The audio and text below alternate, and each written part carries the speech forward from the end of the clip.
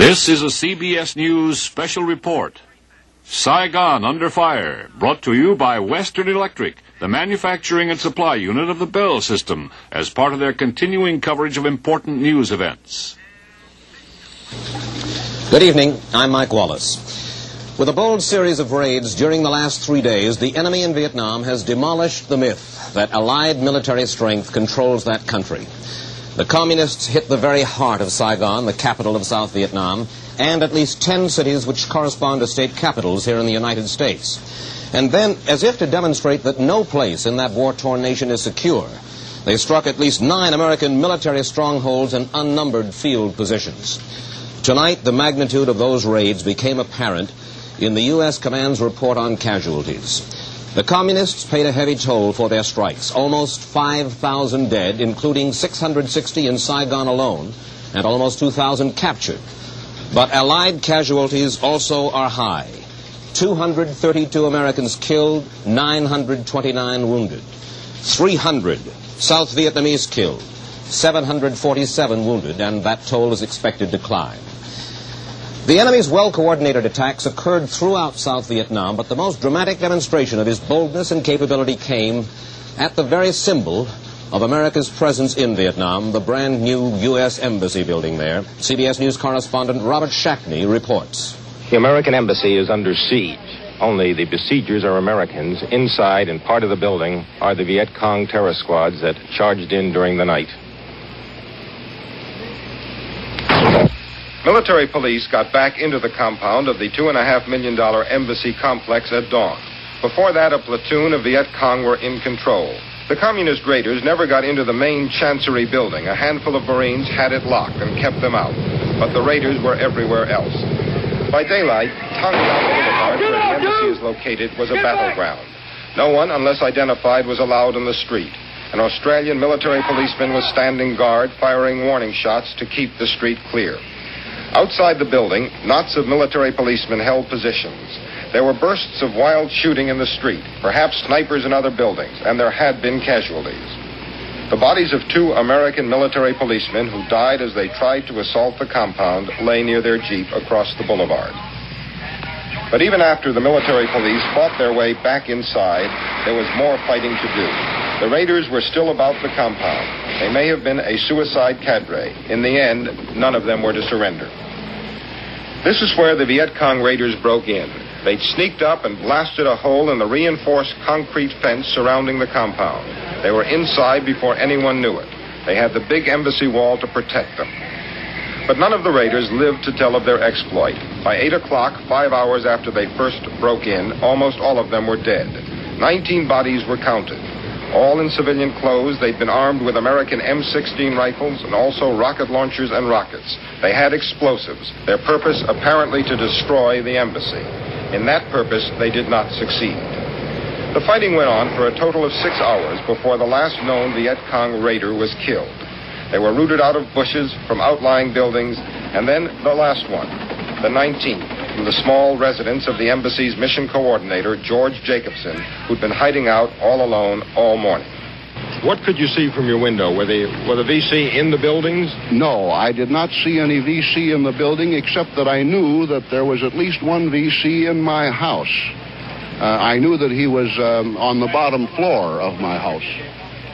You had quite an escape at the very end. How did that happen? Well, they put riot gas into the bottom floors of my house, which, of course, would drive whoever was down below up top where I was. They had thrown me a pistol about 10 minutes before this occurred. And with all the luck that I've had all of my life, I got him before he got me. With the pistol, sorry. And he had what? An M16. And you got him. Then the job of sweeping through the embassy building and compound, trying to make sure no Viet Cong were still hiding. The job of finding unexploded rockets, grenades, and satchel charges. And the casualties. The 2 American military policemen who'd been guarding the side gate, apparently killed at the very beginning when the raiders blasted their way through the wall. All told, 5 Americans were killed during the day. At least 4 others were wounded. All the known attackers are dead, too. Saigon had been on the alert for Viet Cong terror attacks during the night. But for some reason, the embassy guard was not increased. Just 2 military policemen at one gate, a handful of Marines inside. There wasn't anybody to stop the Viet Cong when they came. General William Westmoreland came by soon after. His version was that all this represented a Viet Cong defeat. In summary, the enemy's well-laid plans went afoul. Some superficial damage was done to the building. All of the enemy that entered the compound, as far as I can determine, were killed. 19 bodies have been found on the premises. Enemy bodies. 19 enemy bodies have been found on the premises. General, how would you assess yesterday's activities and today's? What is the enemy doing? Are these major attacks or... That's EOD setting off a couple of M79 duds, I believe. General, how would you assess the enemy's purposes yesterday and today? The enemy very deceitfully has taken advantage of the Tet truce in order to create maximum consternation within South Vietnam, particularly in the populated areas. In my opinion, this is diversionary to his main effort, which he had planned to take place in Quang Tri province, from Laos toward Khe Sanh and across the demilitarized zone. This attack has not yet materialized. His schedule has probably been thrown off balance because of our very effective airstrikes. Now, yesterday, the enemy exposed himself by virtue of this strategy, and he suffered great casualties. When I left my office late yesterday, approximately 8 o'clock,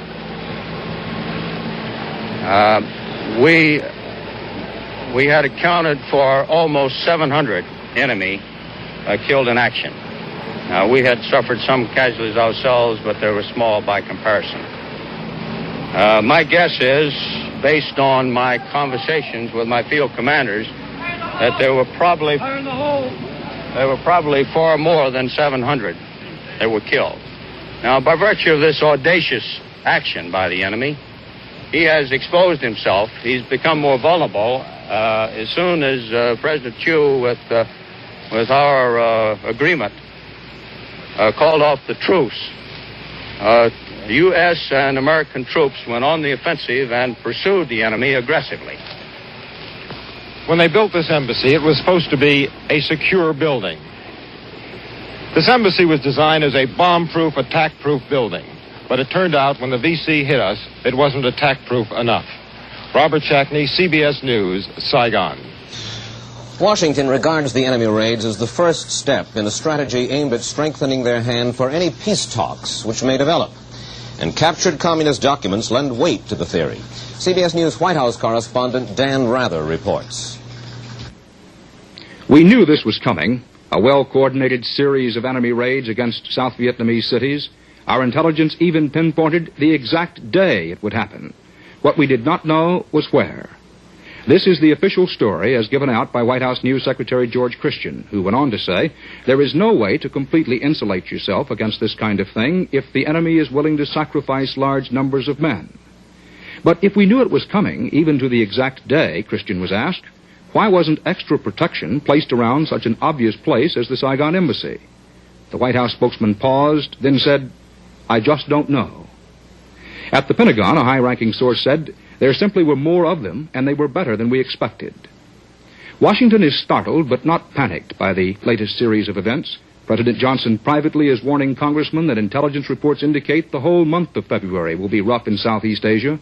Mr. Johnson is emphasizing that the enemy's winter offensive is only beginning. Dan Rather, CBS News, Washington. The drama of the battle for Saigon captured most attention, but the South Vietnamese capital was only one of the communist targets. In a moment, we'll return with battle film from another city.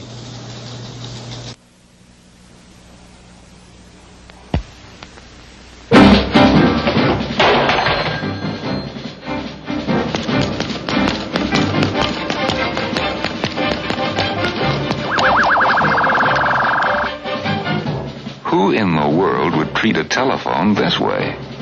Western Electric. Western Electric builds rugged phones and tests some of them beyond endurance.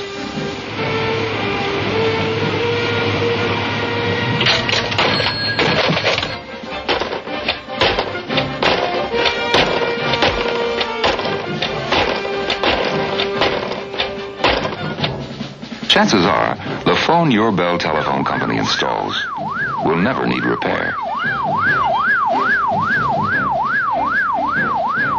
You can take your Bell phone for granted, because we don't at Western Electric, manufacturing and supply unit of the Bell system. The U.S. Command's battle communique indicates that the Allies repulsed most of the enemy's attacks, but this success was not universal. In an assault today, the Communists captured half of the central highland city of Kon Tum, and the Viet Cong flag flies in the center of the northern city of Hue. The enemy claims also to control Quang Tri City, also in I Corps at the north. A claim is yet unconfirmed by the Allies. But one place where American and South Vietnamese troops turned back the enemy was at Nha Trang, a coastal city about 190 miles northeast of Saigon. In peacetime, a pleasant resort city. Now Nha Trang is the headquarters for the 5th Special Forces, the Green Berets, and the Green Berets were in the thick of the fighting.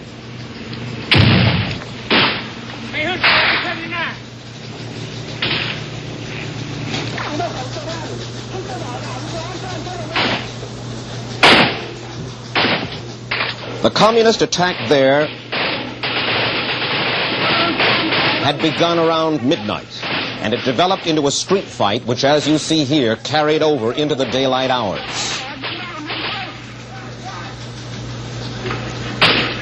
The enemy's apparent goal in this fight, down the street, was a provincial prison where many important Viet Cong were held.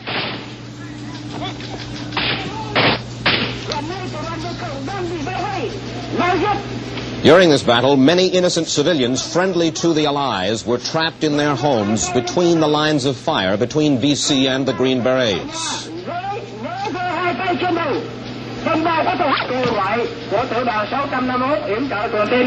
It was only after 12 hours of battle that the area was secure enough to call those civilians out to safety.